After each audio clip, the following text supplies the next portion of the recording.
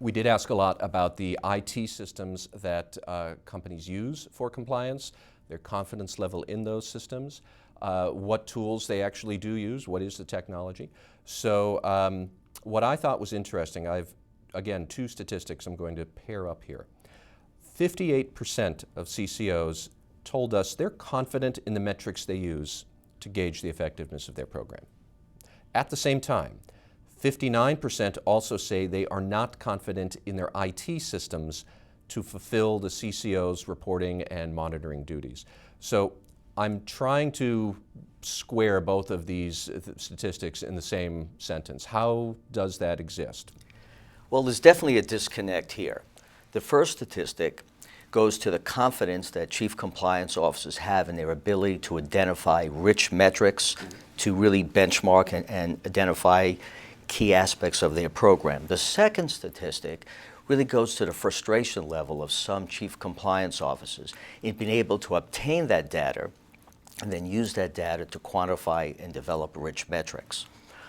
We know that chief compliance officers today need increasing amounts of data.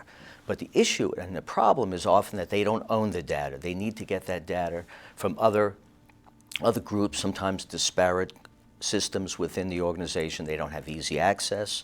And because of that, they have to partner with others, and they don't own that. There's another issue at stake here, another key issue, in that compliance departments often are small. And when they're small, they don't have their own access to IT. They have to use others. And because of budget limitations and being able to analyze that, it sometimes creates issues. What we see as a key takeaway here is that compliance departments not only need greater access to technology and IT systems, but also increased budgets, as well as a greater understanding and access to things like advanced predictive analytics. Well, I was actually going to ask a question about some of these specific technologies that are out there. For the 59% who aren't terribly confident in their IT systems, we also asked this audience, what's the technology you actually use? And still, clearly, the most common GRC technology is the spreadsheet. Most people were, for most of their tasks, using desktop software, using some sort of homegrown solution the IT department cooks up on its own, much less using big ERP platforms or specialty GRC tools. So talk to us a little about where the state of the technology is, or what did they think might happen if they're using spreadsheets or desktop tools. You might be not confident. Yeah, I think, again, it goes to the frustration that we often see, especially in smaller compliance departments where they don't have the budget or the resources, where they need that information. A lot of times they do revert to homegrown systems, but they may not have advanced technologies. They don't have the ability to have access to other systems.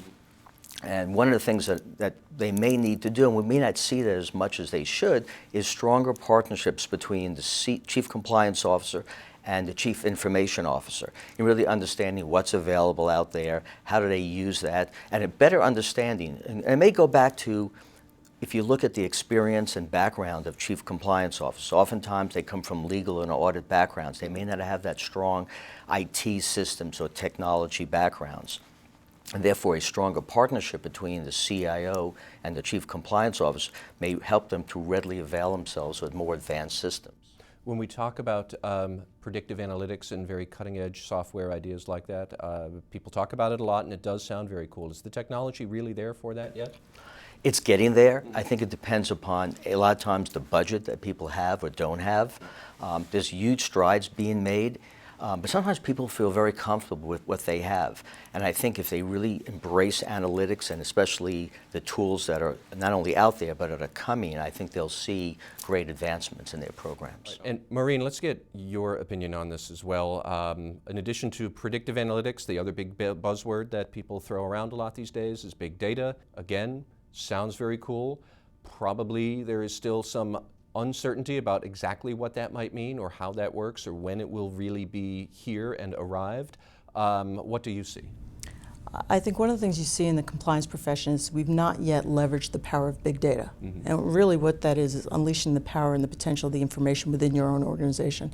Marty talked about having disparate systems, and I think now what we're starting to see is both predictive analytics relate to risk sensing.